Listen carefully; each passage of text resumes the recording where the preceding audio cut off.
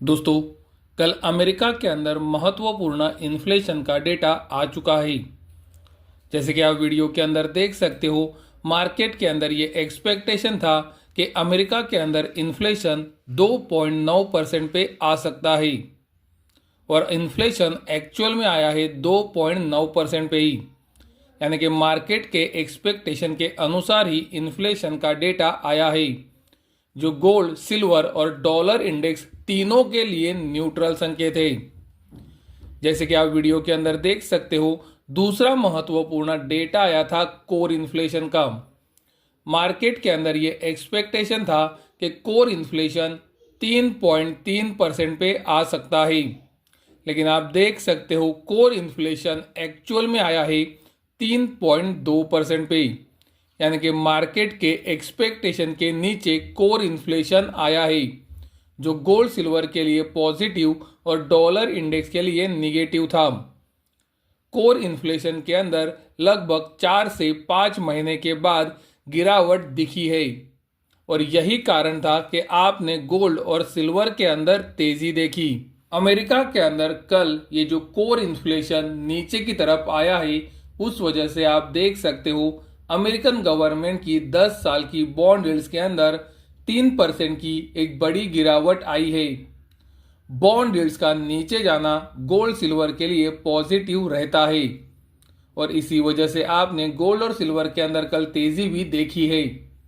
अगर bond yields के अंदर इसी तरह से गिरावट आती है या फिर बॉन्ड यील्ड्स अगर कंसोलिडेट भी करती है, तो वो गोल्ड सिल्वर के लिए आने वाले दिनों में पॉजिटिव सिग्नल होगा।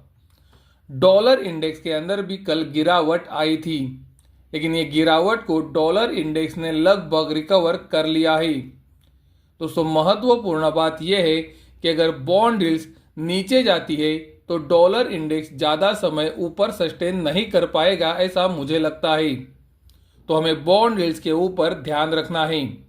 अगर बॉन्ड यील्ड यहाँ से और नीचे जाती है तो डॉलर इंडेक्स के अंदर भी गिरावट आ सकती है, जो गोल्ड और सिल्वर के लिए पॉजिटिव होगा।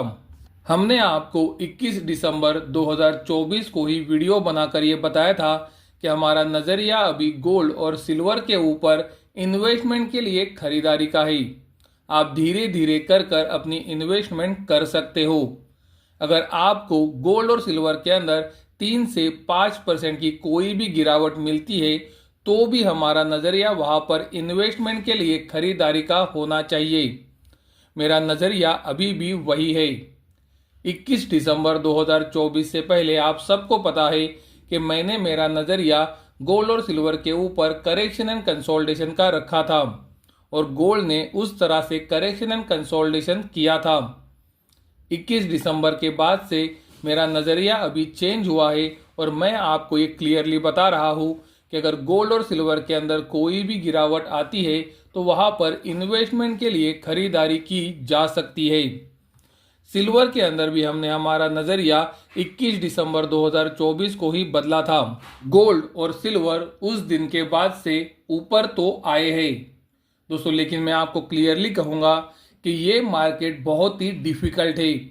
2025 के अंदर हमने आपको क्लियरली बताया है कि वॉलीटिलिटी रह सकती है और इसका सबसे बड़ा कारण डोनाल्ड ट्रंप है, क्योंकि आप सबको पता है कि डोनाल्ड ट्रंप कभी भी कोई भी मैसेज करते हैं और मार्केट के अंदर वॉलीटिलिटी बढ़ जाती है।